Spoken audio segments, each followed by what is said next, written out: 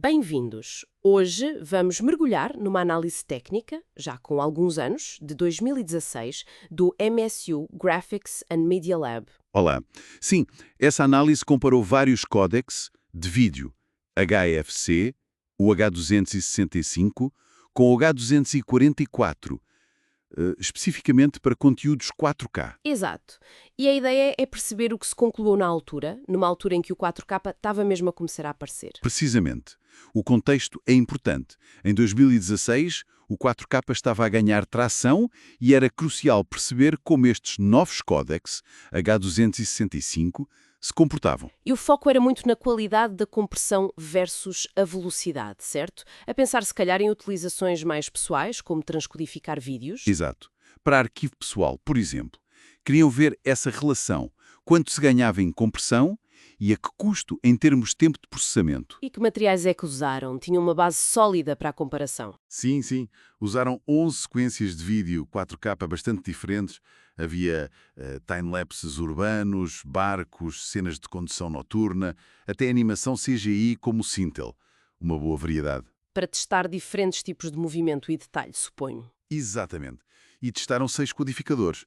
4 deles eram H265, o da Intel acelerado por GPU, o NJ265, um chamado SHBP H265 em tempo real e o X265, que se tornou muito popular. E os outros dois? Para comparação, sim, dois H264 como referência, o NJ-B64 e o conhecido X264, para se ter uma base de comparação com a tecnologia anterior. E a metodologia? Como é que mediram isto tudo? Pronto, a base foram métricas objetivas, usaram principalmente o eSIM. eSIM. O que é que isso mede, basicamente? O eSIM mede a semelhança estrutural entre o vídeo original e o comprimido. A variante Y foca-se só na luminância. Ou seja, no brilho e no detalhe, mas não tanto na cor. Exatamente. Ignora a informação de cor. Compararam a qualidade que cada codec conseguia para diferentes bitrates, tudo num PC Core i7 da altura, com 8 GB de RAM. Ok, então vamos aos resultados. O que é que descobriram sobre a qualidade versus o tamanho do fecheiro, as famosas curvas RD? Bem, nessas curvas RD, que mostram a qualidade a cair com a redução do bitrate, o códec da Intel, o MSS HEVC com aceleração GPU, foi o que se saiu melhor na maioria dos vídeos. Ou seja, dava a melhor qualidade para um certo tamanho do fecheiro. Em média, sim.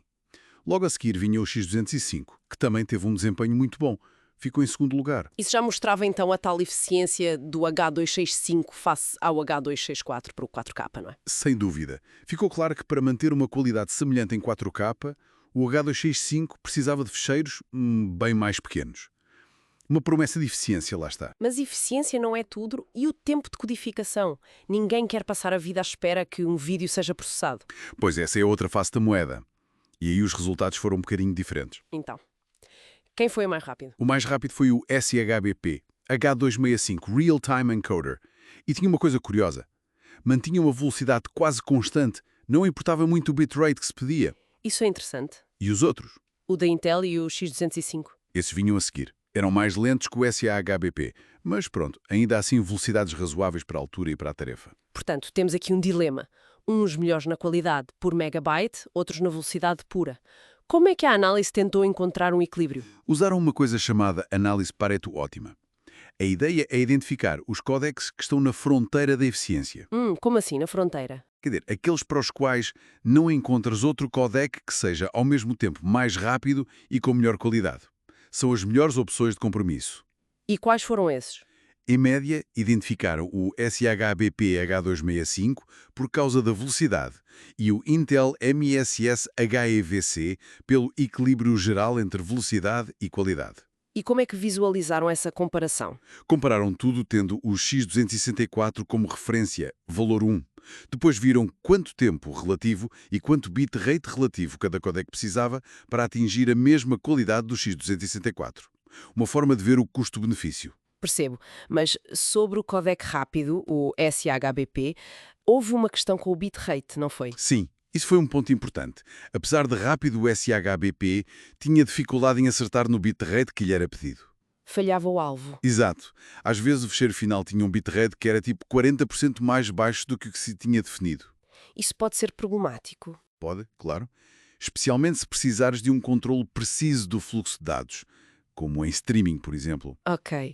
Voltando então à pura eficiência de compressão, se quiséssemos a mesma qualidade visual medida pela eSIM com o mínimo de dados, qual seria o pódio? Olhando para o bitrate necessário em comparação com o X264, o H264 de referência, o ranking foi: primeiro, o Intel MSSE HEVC GPU-AC.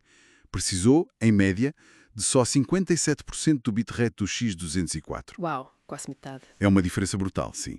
Em segundo, o X265, com 64% do bitrate do X264. E depois o NJ265, com 79%. E os H264 e o SBSP ficaram para trás nesta métrica? Naturalmente, ficaram bastante abaixo nesta medida específica de eficiência de compressão. Impressionante essa poupança de dados. Mas a análise também incluiu comentários dos próprios criadores dos codecs, certo? Da Multicoreware, por exemplo, do X255? Sim, e eles trouxeram pontos muito pertinentes. Referiram que para codificar 4K eficientemente, especialmente com X265, convinha ter mais RAM, tipo 12 a 16 GB, e processadores mais recentes. Na altura, um Skylake era melhor com o Haswell. E até o disco podia ser um gargalo. Sim, o I/O do disco podia limitar a velocidade. Mas levantaram outra questão, talvez mais fundamental, sobre a métrica usada. Sobre o SSI. Exato. Eles salientaram que, para poderem usar o SSIM nos testes, tiveram que desligar certas otimizações psicovisuais que o X265 usa. Otimizações psicovisuais? Para enganar o olho, por assim dizer? Bem, não para enganar, mas para melhorar a qualidade percebida pelo olho humano. Coisas que podem não pontuar bem numa métrica puramente matemática, como o SSIM, mas que resultam numa imagem que nos parece melhor. Ah, percebo. E reforçaram a limitação do SSI em si? Sim, o facto de ignorar completamente a cor, a crominância. Estava-se a medir só uma parte da experiência visual. Portanto, resumindo esta análise de 2016, confirmou a grande vantagem de eficiência dos novos codecs H250, como o da Intel e o X265, para o desafio do 4K. Mas havia compromissos. A velocidade de codificação era um fator. E mesmo a precisão do bitrate podia variar, como se viu com o SHBP, que era rápido, mas menos eficiente e preciso. E a lição que tiramos disto, mesmo passados estes anos, é que este equilíbrio é fundamental. Sem dúvida.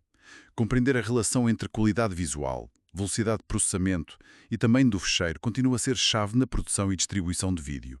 A tecnologia evoluiu imenso desde 2016. Temos AV1, DVC, os de codecs H250 e H264 também melhoraram. Mas os princípios básicos deste compromisso mantêm-se. Fica então uma reflexão final que já vinha implícita nos comentários dos criadores.